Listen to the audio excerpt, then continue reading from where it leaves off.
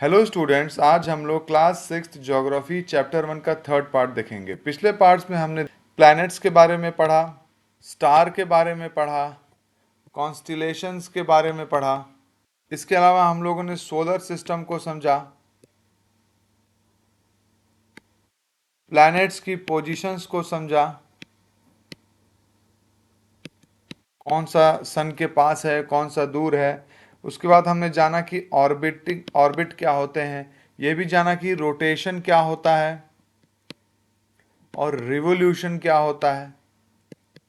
अलग अलग प्लैनेट्स के रोटेशन में अलग अलग टाइम लगता है, रिवोल्यूशन में अलग अलग टाइम लगता है। इन सब चीज़ों को जाना। हम लोगों ने जाना इनर प्लैनेट क्या है और आउटर प्लैनेट्स क्या है। ओके स्टूडेंट्स, तो हम लोगों ने ये सारी चीज़ें पिछले क्लासेस में पढ़ी हैं। अब आज के क्लास को हम लोग शुरू करने जा रहे हैं अपने न्यू लेटेस्ट टॉपिक से। The earth has only one satellite that is the moon. तो हम लोगों ने सैटेलाइट वर्ड के बारे में पहले भी सुना था। सैटेलाइट क्या होता है? जिस तरह से प्लैनेट जो है किसी स्टार का चक्कर लगाते हैं, ठीक है, सन है जैसे बीच में हमारे, तो प्लैनेट्स इसका चक्कर लगाते हैं, तो ये क्या कहलाता है? प्लैनेट। अब जो कुछ ऐसे बॉडीज होते हैं जो प्लैनेट का चक्कर लगाते हैं, ठीक है, अगर जैसे प्लैनेट है कोई तो उसका चक्कर लगाते हैं, तो ये जो बॉडी कहलाएगी, ये कहलाएगी आपकी सैटेलाइट। ठीक है, जैसे अर्थ का चक्कर कौन लगा रहा है? मून। तो मून यहां पर एक सैटेलाइट है। Its diameter is only 1/4 of that of the earth. तो इसका डायामीटर जो है अर्थ का 1/4 है। It appear so big because it is nearer to our planet than other celestial bodies. तो ये आपको इतना बड़ा क्यों दिखता है? क्योंकि ये अदर सेलेस्टियल बॉडीज, दूसरे बॉडीज से बहुत ही पास है। जैसे कि सन जो है मून से कई गुना बड़ा है, लेकिन फिर भी सन हमें छोटा दिखता है मून के आगे, या लगभग सेम साइज का रहता है, क्योंकि सन की दूरी बहुत ही दूर है सन हमसे, जबकि मून कंपैरिजन में काफी पास है। It is about 3,84,400 kilometers away from us. Now you can compare the distance of the earth from the sun and that from the moon. तो आप अर्थ और सन का जो डिस्टेंस है, अर्थ और मून का जो सॉरी, तो आप मून और सन का डिस्टेंस कंपेयर कर सकते हैं जो अर्थ से है। The moon moves around the earth in about 27 days. It takes exactly the same time to complete one spin. ठीक है, तो अगर अर्थ है ये है और ये मून है, ठीक है, तो इसके धरती के चारों ओर घूमने में कितने दिन लगते हैं? 27 डेज लगते हैं। और ठीक इतना ही टाइम इसको लगता है अपने एक्सिस पे स्पिन करने में। तो इसी कारण से हमेशा वही फेस जो है अर्थ की तरफ रहता है। तो हमें लगता है कि मून पे कुछ डिजाइन या चेहरा जैसा बना हुआ है, लेकिन वो जो आपको डिजाइन मून पर दिखता है या जो ब्लैक स्पॉट्स दिखते हैं, वो क्या है? वहाँ पे लैंड फीचर्स हैं। ठीक है, वहाँ पे पर्वत हैं या जो भी समुद्र है, जो भी चीज़ है, इस तरह की चीज़ें हैं जो कि आपको धब्बे के रूप में दिखाई देती है इतनी दूर से। अब वो हमें वो धब्बा हमेशा क्यों दिखता है? इसलिए क्योंकि मून का वही फेस हमेशा अर्थ की ओर रहता है।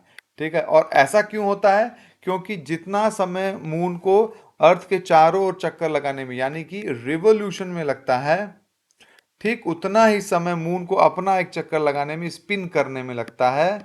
ठीक है, यानी कि रोटेशन में। तो रोटेशन और रिवोल्यूशन में लगने वाला समय मून के केस में सेम है, इसीलिए मून का वही फेस हमेशा धरती की ओर रहता है। The moon does not have conditions favourable for life. Moon के ऊपर लाइफ के लिए पर्याप्त स्थिति नहीं है। ठीक है, it has mountain, plain and depression on its surface. इस पे माउंटेन है, प्लेन है, डिप्रेशन है, गड्ढे हैं। The shadow These cast shadow on the moon surface. Look at the full moon and observe this shadow. ठीक है, तो इनके जो है अर्थ, ये मून का जो है एक अर्थ भी, अर्थ पर जो है शेडो भी आता है। ठीक है, अब जैसे आप समझिए कि आप यहाँ पर कोई बल्ब जल रहा है अगर, ठीक है, और बीच में अगर कोई एक ऑब्जेक्ट हमने रख दिया और यहाँ पे दीवार है, तो इस दीवार पर इसकी शेडो बनेगी। ठीक, ऑब्वियसली इस दीवार पर इसकी शेडो यहाँ पर बनकर आएगी। ठीक यही प्रोसेस होता है जब एक तरफ सन होता है, सन की रोशनी आ रही है धरती की ओर। ठीक है, ये मान लीजिए अर्थ है, अर्थ पर सन की रोशनी आ रही है, और अगर बीच में कौन आ जाए? मून आ जाए। ठीक है, तो मून जो है उस रोशनी को ब्लॉक करेगा, और जब रोशनी को ब्लॉक करेगा तो अर्थ पर क्या होगा, उसकी शेडो आएगी। और ये जो शेडो है इसी को हम लोग किस रूप में जानते हैं, एक्लिप्स। ठीक है, इसी को हम लोग बोलते हैं एक्लिप्स, यानी कि ग्रहण। ठीक है, अगर आप धरती पे, जैसे जो व्यक्ति यहाँ होगा, जब उसे सूरज को देख रहा होगा तो उसे सूरज दिखता होगा, लेकिन जो व्यक्ति इस शैडो वाले एरिया में होगा उसे सूरज नहीं दिखाई देगा, बल्कि बीच में कौन आ गया है, मून आ गया है, चांद आ गया है। तो यहाँ वाले व्यक्ति को लगेगा कि मून, सन जो है मून से ढक लिया गया है, इसे उसे एक्लिप्स दिखाई देगा। जबकि उसी वक्त जो व्यक्ति इस एरिया में होगा, ठीक है, उसे सन दिखाई देगा, उसे एक्लिप्स जैसी स्थिति नहीं दिखाई देगी। ठीक है, तो ऐसा नहीं कि एक्लिप्स जब होता है या जो सूर्य ग्रहण होता है तो पूरी धरती पर एक जैसा होता है, बल्कि जिस एरिया में मून की शैडो पड़ती है, मून की परछाई पड़ती है, उसी एरिया में ग्रहण दिखता है, सूर्य ग्रहण दिखाई देता है। ठीक है, अब एस्टेरॉइड्स क्या है, apart from the star, planets and satellites, there are numerous tiny bodies which also move around the sun. तो अगर आप यहाँ पिक्चर में देखा होगा पहले भी कि जो इस सन है, तो फिर यहाँ पर आप मार्स का जो ऑर्बिट है, ठीक है, और इधर किसका ऑर्बिट है, जुपिटर का। तो मार्स और जुपिटर के ऑर्बिट के बीच में बहुत सारी आपको एक बेल्ट दिखाई देगी, इसी को बोलते हैं एस्टेरॉइड बेल्ट। ठीक है, which move around the sun, these bodies are called asteroid। तो इनको हम लोग क्या बोलते हैं, एस्टेरॉइड। तो ये एक्चुअली टूटे हुए चट्टान के कंकड़ हैं, टुकड़े हैं, जो कि सूर्य का चक्कर लगा रहे हैं। ये इकट्ठा होकर कोई प्लेनेट कभी बन नहीं पाए। ठीक है, they are found between the orbit of Mars and Jupiter. तो ये मार्स और जुपिटर के ऑर्बिट के बीच में पाए जाते हैं। Scientist are of the view that asteroids are parts of the planet which exploded many years ago. Scientist का ऐसा मानना है कि ये यहाँ पर कोई प्लैनेट रहा होगा बहुत साल पहले, जो कि किसी वजह से इसमें विस्फोट हो गया, वो टुकड़ों में टूट गया, और वो वही टुकड़े जो हैं आज एस्टेरॉइड के रूप में सूर्य का चक्कर लगा रहे हैं। Meteoroids, the small pieces of rocks which move around the sun are called meteoroid. तो जैसे सन के चारों ओर बहुत से स्मॉल पीसेज ऑफ रॉक हैं जो किसी फिक्स ऑर्बिट में नहीं सूर्य का चक्कर लगाते हैं। जो एस्टेरॉइड है उनका ऑर्बिट फिक्स है, ठीक है, वो भी स्मॉल पीसेज ऑफ रॉक हैं, लेकिन उनका ऑर्बिट फिक्स है। लेकिन मेटेरॉइड का ऑर्बिट कोई फिक्स नहीं होता है। Sometimes these meteoroids come near the earth and tend to drop upon it. और कभी कभी ये मेटेरॉइड या अपने जो ऑर्बिट से बाहर निकलकर अर्थ की तरफ चले आते हैं और अर्थ के एटमॉस्फेयर में चले आते हैं। During this process, due to friction, the air they get heated up and burn. तो जब वो में आते हैं, अर्थ के एटमॉस्फेयर में, तो हवा से उनका घर्षण होता है, तो हवा के कारण वो गर्म हो जाते हैं और जलने लगते हैं, आग लगने लगती है और चमकने लगते हैं। ठीक है, it causes a flash of light. तो इससे क्या होता है, अब वो इतनी तेज गति से आगे जाते हैं और इतना तेज चमकना शुरू कर देते हैं कि ऐसा लगता है कोई तारा टूटकर धरती पर गिर रहा है। ठीक है, और फ्लैश लाइट होती है, यानी कि अचानक से बहुत तेज लाइट होती है, फिर वो लाइट बंद हो जाती है। Sometimes a meteorite, without being completely burned, falls on the earth and creates a hollow। कभी कभी ऐसा, तो बहुत रेयर ऐसा होता है। वैसे तो क्या, जब ये इतनी गर्मी होती है, इतनी तेज आग लग जाती है कि जलकर राख हो जाते हैं। कभी कभी ऐसा होता है कि इनका साइज बड़ा हो या कोई भी वजह हो, तो ये पूरा नहीं जल पाते हैं और बचा हुआ हिस्सा धरती तक पहुंच जाता है। ऐसे में जहाँ ये गिरते हैं तो इतनी ऊंचाई से इतनी स्पीड से गिर रहे हैं, तो यहाँ पर बहुत बड़ा सा गड्ढा हो जाता है कोई। ठीक है, do you see a white broad band while a white glowing path across the sky. क्या आपने कभी इस तरह के तारों को देखा है? It is a cluster of millions of star, this band is the milky Way Galaxy. तो अब हम लोग मिल्की वे गैलेक्सी के बारे में जानने जा रहे हैं। ठीक है, तो गैलेक्सी क्या है? गैलेक्सी का एक्चुअली मतलब ये होता है कि बहुत सारे स्टार्स का झुंड झुंड, स्टार्स ग्रुप ऑफ स्टार्स, वो है क्या कहलाता है, गैलेक्सी। लेकिन ये झुंड जो है, ऐसा नहीं है कि किसी भी पाथ में होता है, किसी भी डिजाइन में होता है। इसका एक खास डिजाइन, इसको बोलते हैं हेलेक्सियल, इसको हेक्सियल डिजाइन बोलते हैं, यानी कि एक सर्पाकार, इसके सर्पाकार, सर्प जैसे सांप जिस तरह से बैठता है ना, इस तरह से होता है, ये हेक्सियल डिजाइन होता है ये। ठीक है, तो ये जो है, इस तरह से कोएक्सियल डिजाइन ये बनाते हैं। तो यही जो है गैलेक्सी कहलाती है, इसी में ये सारे तारे होते हैं। ये आपको दिखाई देगा कोई बैंड है तारों का, तारों का आपको पट्टी दिखाई देगी एक। ठीक है, तो इसमें जैसे जैसे जो हमारे सबसे पॉपुलर क्या है, Milky Way galaxy. Our solar system is a part of this galaxy, तो हमारा सोलर सिस्टम ऐसी ही गैलेक्सी का पार्ट है। तो एक गैलेक्सी में मिलियंस ऑफ स्टार्स होते हैं और हर स्टार अपने आप में एक सोलर सिस्टम हो सकता है। तो हमारा जो सोलर सिस्टम है वो मिल्की वे गैलेक्सी का पार्ट है। In ancient India it was imagine to be a river of light flowing in the sky. तो एंशियंट इंडिया में इसको किसका रिवर कहते थे, रोशनी का एक नदी कहते थे। Thus it was named as the Akash Ganga, इसीलिए इसको कहते थे आकाश गंगा नाम था। The galaxy is a huge system of billions of stars and a clouds of dust and gases. तो billions of stars होते हैं गैलेक्सी में, cloud होता है, gases होता है इसमें। These are millions of such galaxies that makes the universe. और ऐसे लाखों करोड़ों गैलेक्सियां मिलकर यूनिवर्स बनाती हैं। तो यानी कि एक यूनिवर्स में लाखों करोड़ों गैलेक्सियां होती हैं, हर गैलेक्सी में लाखों करोड़ों तारे होते हैं। It is difficult to imagine how big the universe is. Scientists are still trying to find out and more about it. We are not certain about its size, but we know that all of us, you and I, belong to this universe. तो universe बहुत बड़ा है, इसके size के बारे में कोई अंदाजा नहीं है। साइंटिस्ट इसके बारे में और बहुत कुछ पता लगाने की कोशिश कर रहे हैं, हमें इसके बारे में लेकिन अभी पूरी जानकारी नहीं हुई है। लेकिन एक बात पक्की है कि हम और आप सभी इसी गैलेक्सी, इसी यूनिवर्स का पार्ट हैं। ठीक है। Can we relate ourselves with the universe now? You are on the earth and the earth is a part of the solar system. Our solar system is the part of the Milky Way galaxy, which is the part of the universe. ठीक है। तो आप हैं अर्थ पे, ये आप हैं और आप हैं अर्थ पे, अर्थ का एक हिस्सा हैं आप। अर्थ आपका जो है वो एक सोलर सिस्टम का हिस्सा है हमारे, और सोलर सिस्टम किसका है, मिल्की वे गैलेक्सी का एक हिस्सा है, और मिल्की वे गैलेक्सी यूनिवर्स का एक हिस्सा है। ठीक है।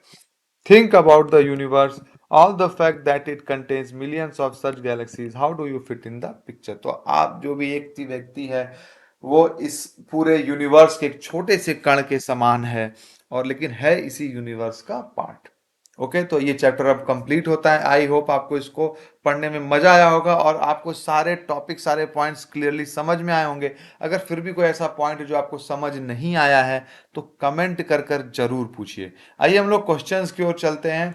What does a planet, sorry, how does a planet differ from a star? एक प्लैनेट और एक स्टार में क्या डिफरेंस है? ठीक है, स्टार में तो आपको पहले इस बात का जिक्र हुआ था कि स्टार के पास अपनी हीट होती है, अपनी लाइट होती है, और वो डस्ट और गैसेस से बने होते हैं। ठीक है, जबकि प्लैनेट के पास अपनी कोई हीट नहीं है, अपनी कोई लाइट नहीं है, तो इसलिए उनके पास जो भी वो शाइन करते हैं, रोशनी करते हैं, वो किसी न किसी स्टार की लाइट में ही करते हैं। ठीक है, ये सबसे बड़ा डिफरेंस है।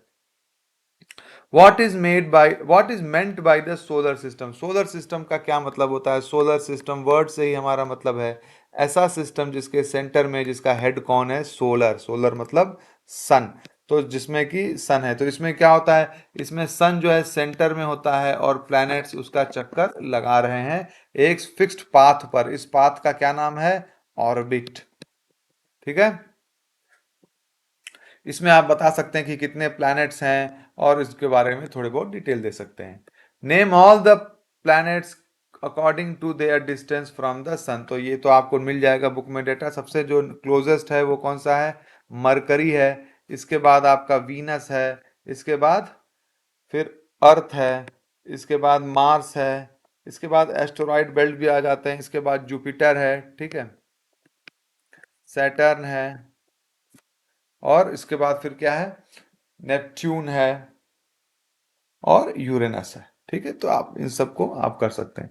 Y is the earth called a unique planet? Earth को यूनिक प्लेनेट क्यों बोलते हैं? क्योंकि अर्थ ही एक ऐसा प्लेनेट है जिसमें लाइफ कंडीशंस हैं। ठीक है, यानी कि ऐसी कंडीशंस हैं जिससे कि लाइफ पॉसिबल हो जाता है। ठीक है, अप्रोप्रिएट टेम्परेचर है, अप्रोप्रिएट टेम्परेचर, फिर क्या है? वाटर है यहाँ पर, ठीक है, ऑक्सीजन है, लाइफ गिविंग ऑक्सीजन, तो ये सारी चीजें यहाँ पर है, एटमॉस्फियर है प्रॉपर।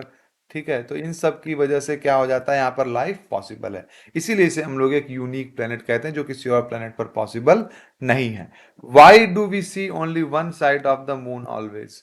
हम लोग मून का केवल एक ही साइड क्यों देखते हैं? आपको डिस्कशन में ये चीज बताई गई है कि मून अर्थ के चारों रोटेट करने में कितने टाइम लगाता है, 27 डेज। और अपनी एक्सिस पे रोटेट करने में वो कितना समय लगाता है, वो भी लगाता है 27 डेज। दोनों का टाइम पीरियड एग्जैक्टली सेम होने के कारण हमेशा हमें मून का एक ही साइड दिखाई देता है। What is the universe? Universe क्या है? यूनिवर्स के लिए ये बहुत अच्छा डायग्राम है। यूनिवर्स जो है बहुत सारी गैलेक्सीज का एक ग्रुप है, झुंड है। और गैलेक्सीज क्या है? बहुत सारे सोलर सिस्टम स्टार्स का एक झुंड है। और फिर ऐसे ही जो है हर सोलर सिस्टम ऐसे बहुत सारे प्लैनेट्स और स्टार्स का झुंड है। ठीक है, तो वो इस गैलेक्सी यूनिवर्स एक स्पेस है जिसमें सारे प्लैनेट, गैलेक्सीज और सारे ऑर्गेनिजम्स, लिविंग बींग सब रहते हैं। Tick the correct answer. The planet known as the earth's twin is. Earth का ट्विन कौन सा प्लैनेट को हम लोग कहते हैं? आंसर है, आपको पता ही होगा, वीनस, क्योंकि बिल्कुल लगभग सेम साइज का है जैसा कि अर्थ का साइज है। What is the nearest planet to the sun? Sun का नियरेस्ट प्लैनेट है, इजी को आंसर है, that is Mercury. All the planets move around the sun in a, planet जो है वो सन के चारों ओर किस पाथ में? जैसे सन है ये, तो एक पाथ ये पॉसिबल है, ये दूसरा है ऐसे। ठीक है, तो अब बताइए प्लैनेट्स किस तरह के पाथ को फॉलो करते हैं? क्या सर्कुलर है या इलिप्टिकल है? ठीक है, तो अर्थ जो प्लैनेट्स हैं वो सर्कुलर पाथ नहीं फॉलो करते बल्कि इलिप्टिकल पाथ फॉलो करते हैं। ठीक है, जिसको बोलते हैं हम लोग एलोंगेटेड पाथ भी बोलते हैं। ठीक है, the polar star indicates the direction to the, तो किस, तो पोल स्टार कहाँ का डायरेक्शन दिखाता है? ये दिखाता है नॉर्थ का डायरेक्शन। नॉर्थ में बिल्कुल होता है पोल स्टार, ध्रुव तारा भी बोलते हैं इसको हम लोग। ठीक है, asteroids are found between the orbits of, asteroids किन दो प्लैनेट्स के ऑर्बिट्स के बीच में मिलते हैं हमें? तो आंसर है उसका Mars and Jupiter. Fill in the blanks. A group of dash forming various pattern is called a group of stars forming a various pattern is called a constellations। ठीक है, a huge system of star,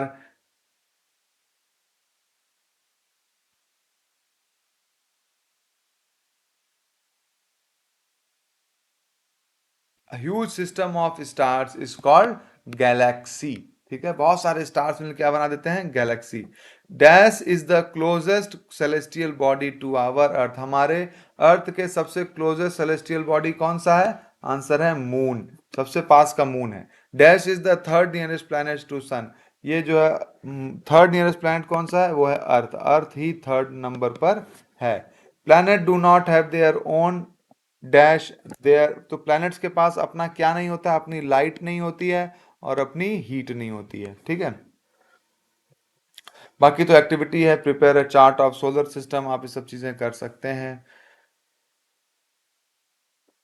okay, तो ये एक ऐसा कुछ rough diagram है, activity बिल्कुल explain की गई है, आप इसे परफॉर्म कर सकते हैं अपने स्कूल में, अपने क्लासेस में। आई होप आपको बिल्कुल अपने सारे टॉपिक्स क्लियर हो गए होंगे। फिर भी कोई प्रॉब्लम है, फिर से कह रहा हूँ, अगर आपको प्रॉब्लम है तो आप कमेंट करके जरूर पूछिए। और अगर आपको वीडियो अच्छा लगा ये, तो इसे अपने फ्रेंड्स के साथ शेयर करिए, चैनल को सब्सक्राइब करिए और हमें सपोर्ट करिए। Thank you friends.